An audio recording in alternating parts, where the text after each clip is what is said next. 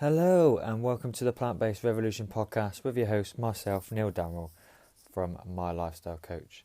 Thank you very much for joining me again this week on the podcast, and hope you're enjoying the show so far and you're enjoying the shows that I've had previously in the past. Really appreciate you tuning in every week.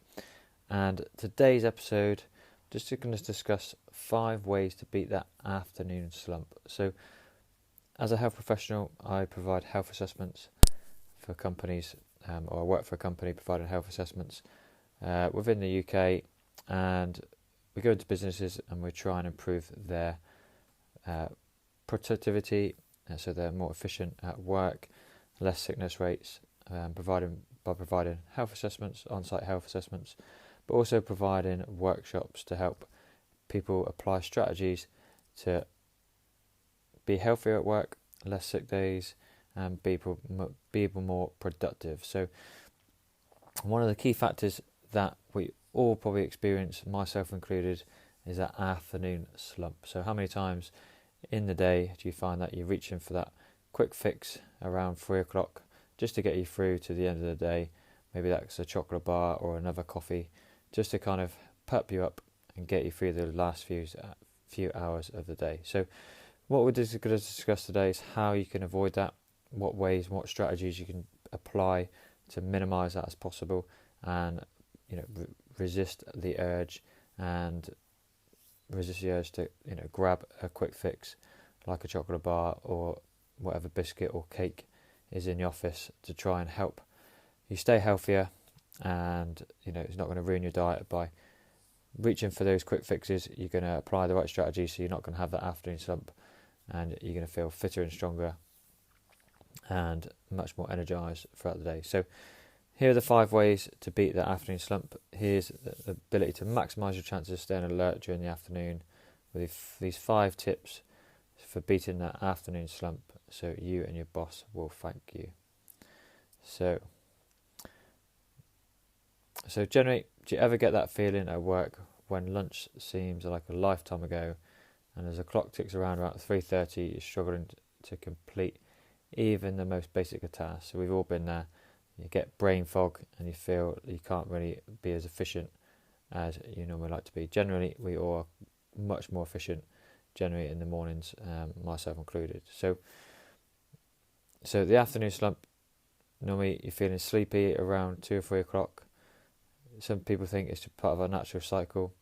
That's physical, mental, and behaviour changes that can follow our daily cycle. So yeah, there are ways to overcome the slump. So here are the 5 ways to do so. So number 1 will be start your day right. So mid-afternoon slump could be down to what you got up to that morning. So if you didn't make time for breakfast, you're more likely to feel sleepy during the later stages of your working day.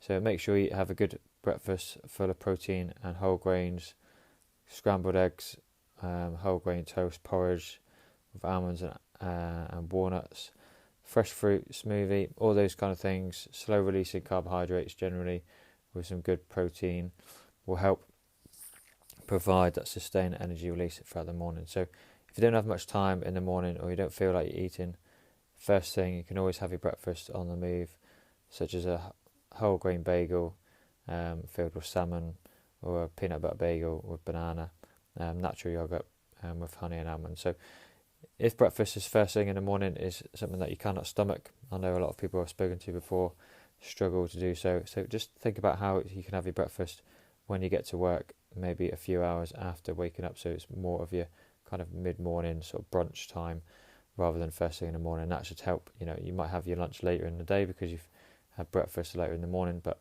at least you're going to start your day right rather than just trying to suffer until lunchtime. So number 2, so cut down on your carb intake. So carbs and fats can fuel your afternoon slump. So if you say love fries or chips or sandwiches, then your energy levels will generally going to plummet mid-afternoon. So you don't necessarily need to cut down on your carbohydrates and fats altogether. Simply reduce your portions, eat more of a fist size helping of carbohydrates, and limit your fat intake. So fat takes a long time to digest and generally leaves you feeling overfull, and consequently, rather than feeling sluggish. Basically, if you've ever had those kind of big meals, especially fast food where it's high in fat, high in salt, yes, you'll feel full, but after a while you feel overfull. It's like having that roast dinner on a Sunday afternoon, and all you do is sit down and just feel like you're falling asleep because it's too much fat, too much carbohydrates, and your body needs all that energy to digest that food, so you're going to feel sluggish. So try and think if you can have more of a salad with some egg, turkey, or vegetarian chickpeas. So you're having less carbohydrates throughout your lunch break. So also include more whole wheat pasta or rice served with the salad, so you can still have the carbohydrates within that salad, but just like I said, a fist size amount, so a smaller amount. So think of your carbohydrates as fuel. You don't need as much as you think you do, especially if you're at a desk all day. So because you're not getting up and using that energy, so if you had, for example, a big pasta salad, load of pasta, and then you were going out running and cycling, you're going to burn that energy up, you're going to be energized, you're not going to feel sluggish. But if you had that and then you just go and sit down for the rest of the afternoon, likelihood is you're going to feel sluggish and tired, and energy level is going to drop because you just overconsumed. Your body doesn't need that amount of carbohydrates. So so just cut down. A fist size amount is enough for you, especially at lunch times. Tip number 3 would be try and take a break. So breaks are important. Loads of people these days, I don't know if it applies to you, but how many of you do eat at your desk? Have your lunch at your desk, have your snacks at your desk. You never leave the desk, and I feel like you never get the chance to actually switch off because you're always eating and working at the same time. So it's important to really take that break. Take a lunch break, go outside, go for a walk, have your lunch somewhere away from your normal office environment, desk environment. If you're having a break, try and have a break between 5 and 15 minutes. This studies have shown that this can help. Regular breaks can help improve your productivity at work and also help combat that afternoon slump. So, like I said, if you can, get up and walk around at least every hour throughout the day. Take a break, do a few stretches, deep breaths. Reinvigorate the body. Because you've been sat down, you've been tired and sluggish, your body's not moving, your body's designed to move. So the more you can get up and move, that's going to re-energise you throughout the day by taking these regular breaks. And especially trying to think about, if you're going to have your lunch, try and have it away from your desk. So, and snacks as well, go and have, go in the canteen, sit down, take a break, rest your eyes. Or if the weather's good, definitely try and go for a walk and sit outside, get some vitamin D. Especially if you're sat inside all day, you need some vitamin D. So as much sunlight as you can throughout any time of the year, as much as possible. So number 4, so grab a drink. So a lot of people will be reaching for the coffee and tea, but generally this is probably one of the worst things you want to do. Coffee and tea is okay, but you want to be thinking about hydrating yourself with water. And a lot of time people forget to drink generally. So you might, yes, go and have a coffee and tea, but you need to be hydrated throughout the day. So a lot of time dehydration can make you feel tired. So when you feel like yawn or you're feeling like you're a bit fuzzy in the head, then think about if you can grab some fresh cold water. If you don't like fresh water, maybe add some lemon juice to it or some fruit just to get a bit of flavour. If you're drinking little and often throughout the day, generally you're going to feel more energised throughout the day as opposed to if you are not drinking enough. So when I do travel quite a bit, if I'm driving, I always have at least 2 bottles of water in my car so I can keep drinking while I'm driving. That keeps me energised, hydrated, and forces me to stop as well to go to the loo, but that's also a nice break from driving, re-energise, get a bit of fresh air, walk around. So same thing when you're sat at your desk. Drink little and often. You don't have to guzzle down 2 litres of water a day. You just drink little and often throughout the day, making sure you're looking at your hydration levels by monitoring your urine levels. So when you go to the loo, just make sure you have a pale yellow urine. If they're as darker than that, then you want to go away and have at least a glass or two of water, and try and drink a glass every hour or two, every hour. That should help keep you energized and hydrated throughout the day without guzzling loads of water. So sip little and often is much better than drinking loads in one go. So hydration is key. Number 5, so use your head. So think about, afternoons coming around, think about your slump is going to maybe strike. So the last thing you want to do is engage your brain. So, if you've got hard tasks to do, take a quick break, like I said, but think about fun, quick tasks that can, just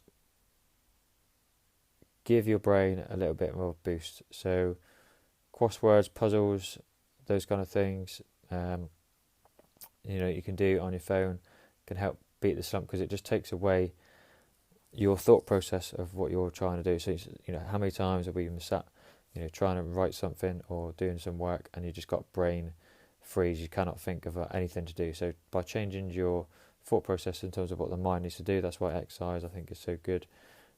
Going on to maybe a phone and doing some crosswords takes your mind off what you need to do, and then your brain's going to be re-energized, and you can come back 5 minutes later or so, and that re-engage your brain, and concentrating levels will increase, and that can refocus you to the task that you're trying to do beforehand. So that's why I think exercise as well is an amazing tool. When I've been really studying hard when I was at uni, if I was tired from studying, I couldn't think of what else to write, I'd be like, I'm just going to go out for a run, even if it was 15 minutes, take a break, and ideas would flow to my head while I was exercising, and then I'll come back and be like, I could crack on and have a load of more ideas of how to expand on what I was working on at the time. So it's important to take that break. Like I said, crosswords, puzzles, little stuff to try and re-engage the brain in a different environment. If you don't want to do that, definitely think about some exercise or some movement. Just go out for a quick walk, power walk, just re-engage the brain, take away, switch off for 5 minutes. It's not going to be another hour lunch or anything like that. It's just going to be a quick freshener of the brain, and then we're ready to go. Because generally the brain is only really good concentration levels for maybe 1 or 2 hours.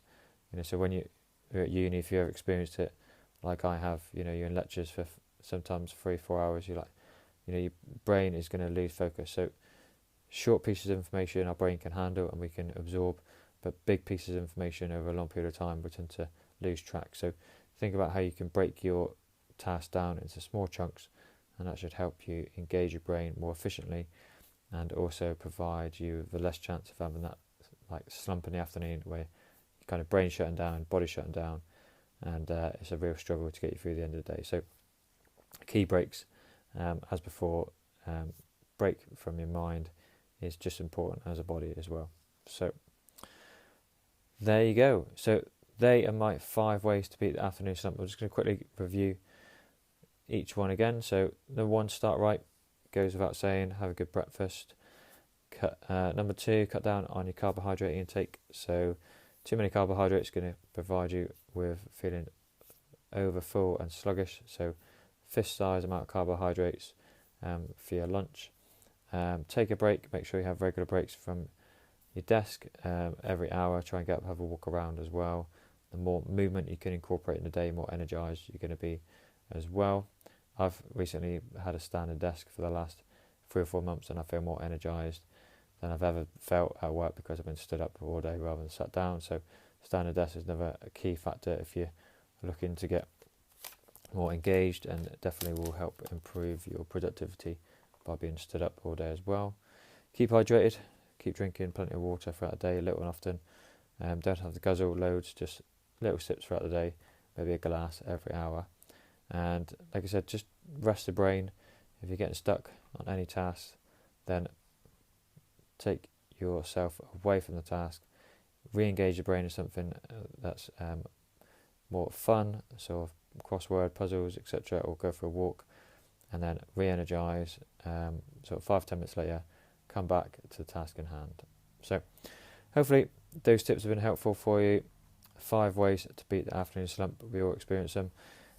If you do apply these, then let me know. I'd love to hear how you're getting on with them. Have they improved your productivity at work and you're feeling more energized? I'd love to hear from you. And hopefully those tips have been helpful.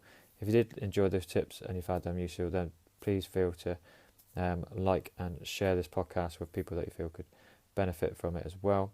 And we'll see you next time on the Plant Revolution podcast.